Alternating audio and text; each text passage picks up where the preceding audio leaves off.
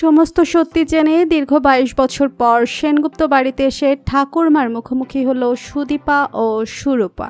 হ্যাঁ বন্ধুরা, আমরা এমনটাই দেখতে পাবো অনুরাগের ছোঁয়া ধারাবাহিকের আগামী পর্বগুলোতে। বিস্তারিত জানতে আমাদের চ্যানেলটি সাবস্ক্রাইব করে ভিডিওটি না টেনে শেষ পর্যন্ত দেখতে থাকুন। পালিত বাবা মারা যাওয়ার আগে সুদীপাকে তার সমস্ত অতীত সম্পর্কে জানিয়ে দেয়। যে সাধু তাদেরকে পেয়েছিল সেই সাধুর কথাও জানায়। তখন সুদীপা সেই সাধুর কাছে আসে, আর সেখানে সে জানতে পারে তার আরেকটা যমজ বোন ছিল, তার নাম ছিল সুরূপা। তার কাছেও সুদীপার মতোই একটা লকেট আছে। তাকে একটা বড় পরিবার দত্তক নিয়েছে, যার ফলে তারা দুই বোন আলাদা হয়ে গেছে। তারপর আদিত্যর সাথে শহরে আসে মেডিকেল কলেজে পড়ার জন্য। সেখানে এসেই পরমা পরে ওরফের সুর পরশেতে দেখা হয়। নিজের অজান্তেই পরমাকে খুব আপন মনে হতে থাকে সুদীপার।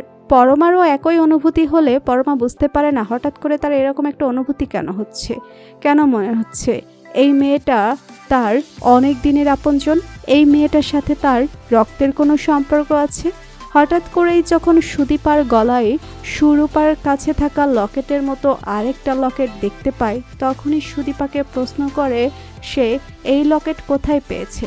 সুদীপা তখন পরমাকে সমস্ত কিছুই বলে। এতে করে পরমা বুঝতে পারে এটাই তার হারিয়ে যাওয়া যমজ বোন। তাই পরমা নিশ্চিত হওয়ার জন্যই সুদীপাকে নিয়ে আসে গ্রামে এবং সেখানে ওই সাধুর কাছে যায়। সাধু থেকে যখন সমস্ত সত্যিটা জানতে পারে তখন অবাক হয়ে যায়। দুই বোন তখন জানতে পারে যে তারাই হলো যমজ দুই বোন। অপরদিকে সেনগুপ্ত বাড়িতে এখনও দীপা অপেক্ষা করে, তার প্রজন্ম নিশ্চয়ই তাকে খুঁজতে আসবে। ওই ভয়ঙ্কর ভূমিকম্পে তাদের বাড়ির সবাই সেখানে মারা গেলেও ভাগ্যক্রমে দীপা বেঁচে যায়। সব সত্যিরা যখন সুদীপা ও সুরূপা জানতে পারে তখন তারা কৌতূহলী হয়ে ওঠে তাদের নিজেদের বাড়ি যাওয়ার উদ্দেশ্যে। তাই তারা দীর্ঘ ২২ বছর পর সেনগুপ্ত বাড়িতে এসে দাঁড়ায় এবং সেখানে সেই দীপার মুখোমুখি হয়। দীপাকে দেখেই বুঝতে পারে যে এটাই তাদের ঠাকুরমা।